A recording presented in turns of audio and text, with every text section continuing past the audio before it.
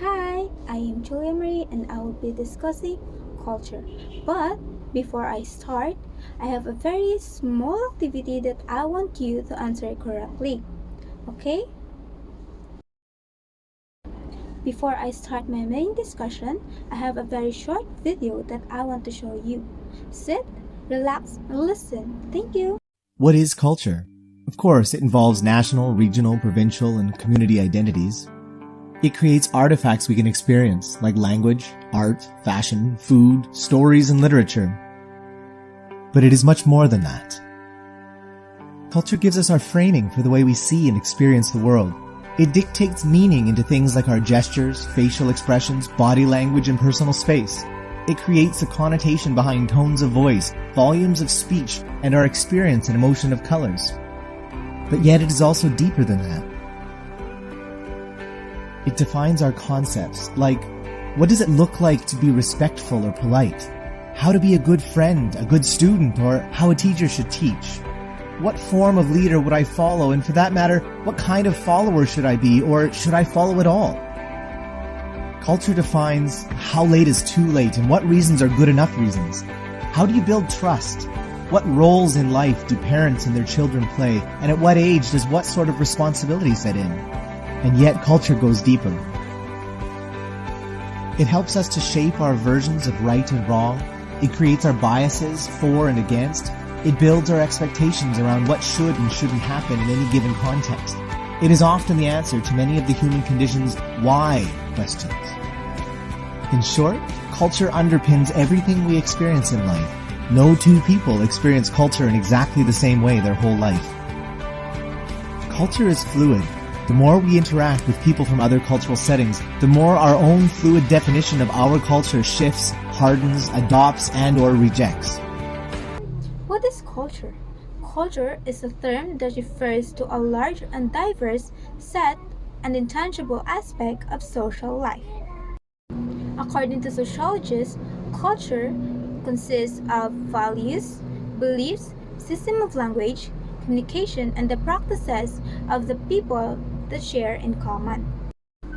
For example, here in Cadiz City, we speak Hiligaynon or Ilonggo, and we celebrate every year the Nagsa Festival to honor Senior Santo Niño, and the major livelihood here is fishing. That's why Cadiz City known as the dried fish capital of the Philippines. And we do masses every barangay fiestas.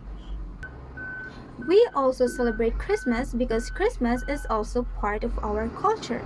We celebrate this with our friends, family, neighbors, and the other people who's part of our life. Culture also includes the material objects that are common to that group or society, but it is connected to them, both continuously informing them and being informed by them. For example, I have a friend. My friend speaks Bisaya and I speak Ilonggo. There's a barrier language between us, but it takes time for us to adapt that. The longer we speak to each other, the more we understand the language we use. And that's called collective because we collect information from them and they collect information from us. That's all. Bright evening, everyone. This is Ivy Agustin from BSHM 2B. So these are the philosophers and anthropologists who have beliefs about culture. First is Marcos Tulio Cicero, said that culture is like the cultivation of the soul, or he called it cultura animi. For example, like planting a garden in your heart to become a better person. So the more nga naga-learn ta, the more man nga naga-grow ta, and naga-better as a human. Next is Samuel Pufendorf continued Cicero's idea. He explained that culture helps humans overcome barbarisms and truly become human. So when we say barbarism, means uncivilized, like not knowing rules, manners, and knowledge. For Edward Burnett Taylor used the word culture the way we understand it now. He said culture includes everything humans learn, like knowledge, art, law, morals, customs, and traditions. Culture helps people understand each other and live happily as part of society. So, in short, culture is what makes us who we are, It is our way of talking, eating, believing, dancing, and celebrating. So without culture, life would be empty. What is culture? Culture is the expression of human nature and our ways of living and thinking. It is evident in various aspects of life, including literature, religious practices, and forms of recreations and enjoyment. So, culture is how we live, think, and express ourselves.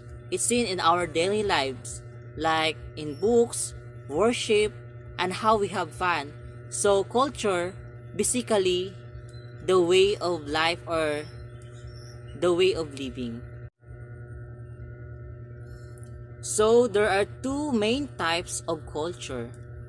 First, the material culture, and second, the non-material culture. So, the material culture, these components includes all the physical objects of the society produces. It consists of items related to tangible aspect of our lives. So the examples of material culture are clothes, the infrastructure or buildings that we see in our country or in our cities, and also the technologies that we use today. Non-material culture.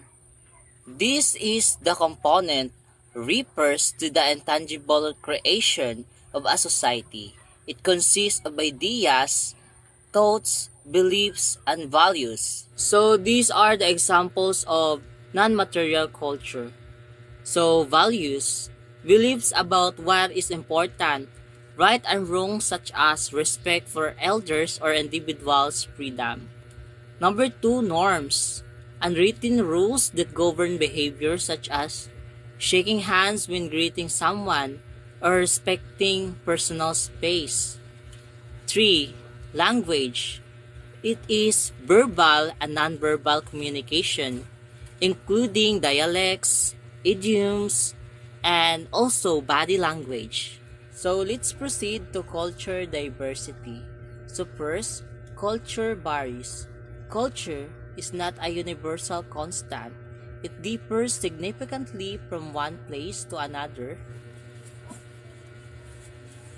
So culture varies. These are culture that's not the same everywhere. It differs from one place to another. So like for example, in Japan, their signature food is sushi. While in our country, our signature food is adobong manok.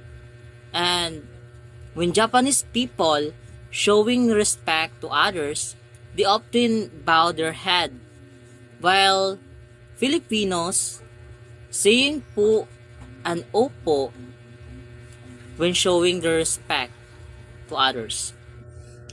Culture development. The development of a specific culture is shaped by the unique historical processes of its local, regional, or national context.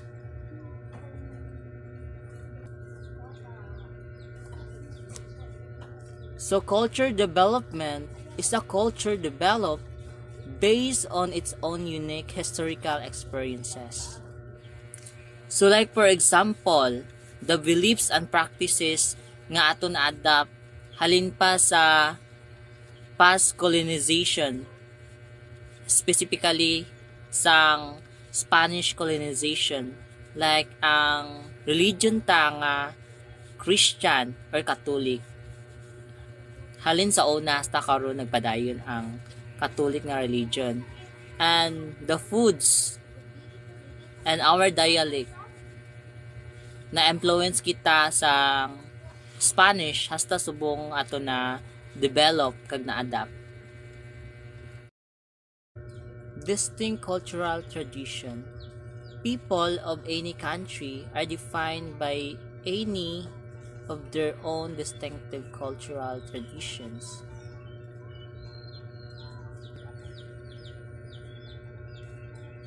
So each country or group of people has its own special and unique cultural practices and traditions that define who they are.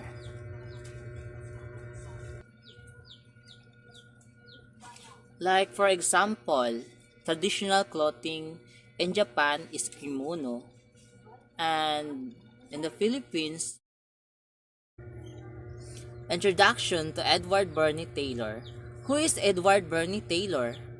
Taylor was an English anthropologist who lived in the 19th century. He's considered the founder of cultural anthropology. His key contribution, Taylor coined the term culture and defined it as a complex whole that includes everything that makes up a society ways of life. His core beliefs, interconnectedness, culture and society are closely linked and can be understood separately. Mutual dependence, culture and society rely on each other. Human uniqueness, culture is what sets humans apart from other living things. So Taylor's work laid the foundation for understanding and culture, and it's important in shaping human societies. That's all. The human person and a culture. Every person is born into a culture, and this is something we do not choose.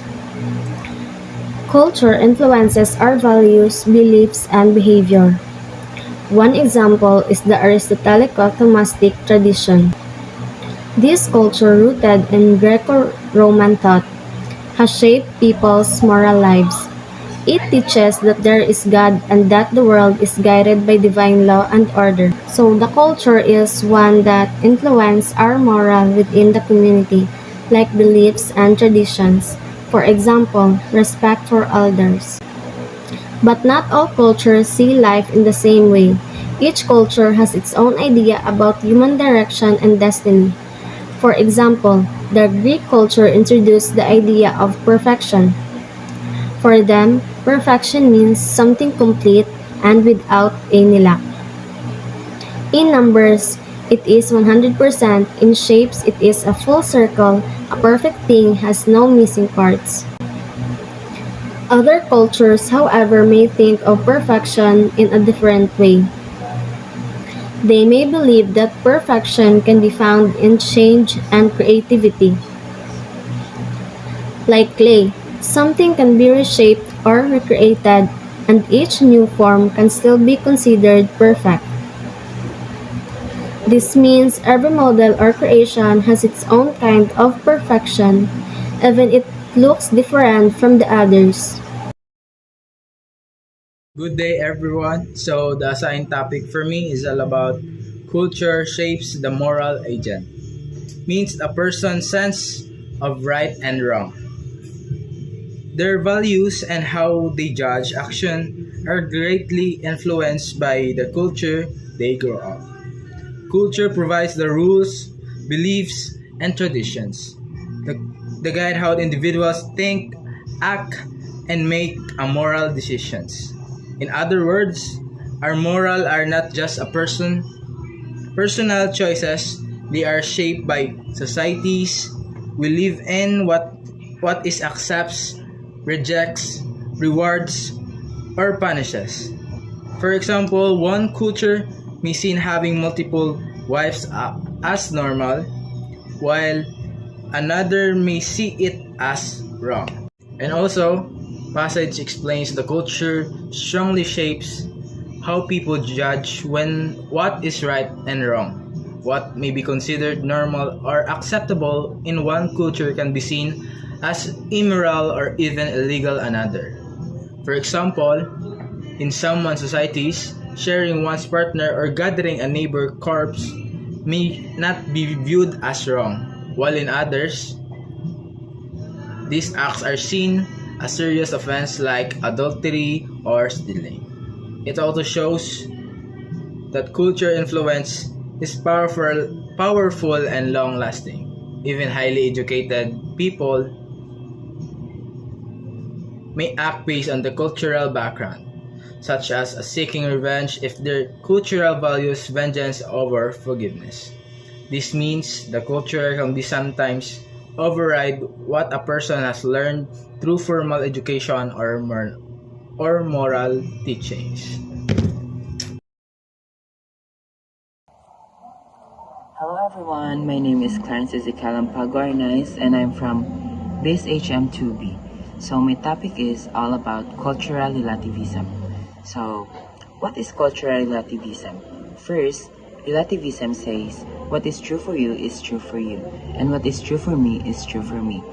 Analogously, cultural relativism would say what you believe, value, or practice depends on your culture, while what I believe, value, and practice depends on my culture.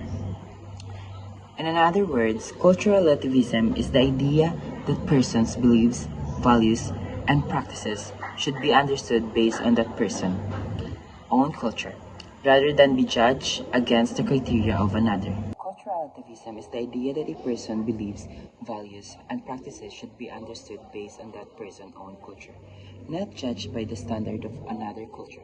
In simple terms, it means what is considered right or wrong, normal or strange, depends on the culture you are part of.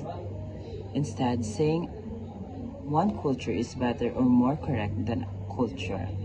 Cultural relativism encourages us to understand each culture on its own term.